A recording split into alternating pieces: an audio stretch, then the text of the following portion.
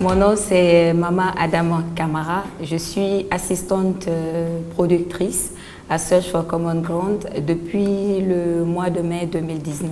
Search pour moi c'est comme une école de peacemaker.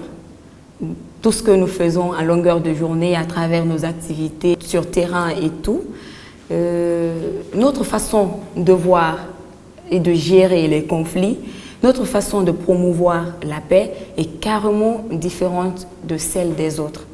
Donc cela se répercute aussi sur mon quotidien, dans le quartier, en famille, avec des amis.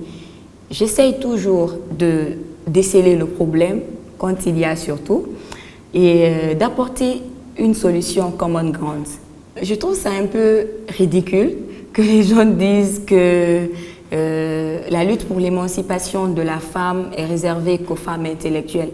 Non, on a vu dans l'histoire des femmes qui n'ont pas été à l'école se sont toujours battues pour leurs droits, pour leur émancipation.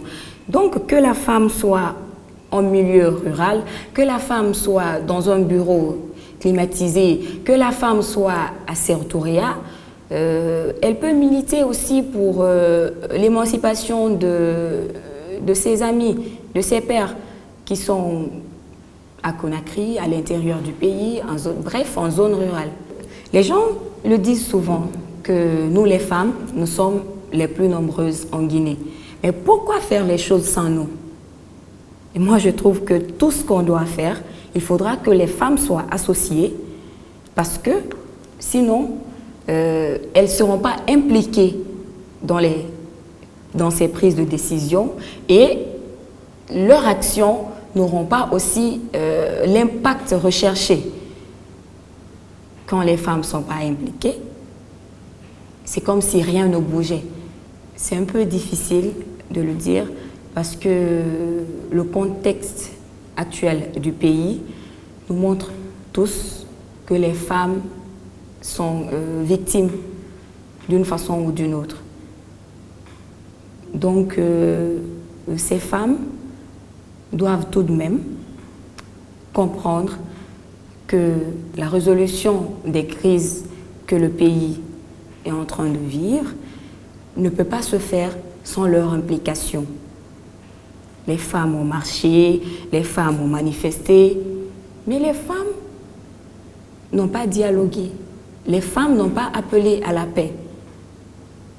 Et c'est ce que les femmes doivent faire. Le thème de cette année, je dirais que c'est l'actualité du monde entier. C'est ce que tout le monde parle.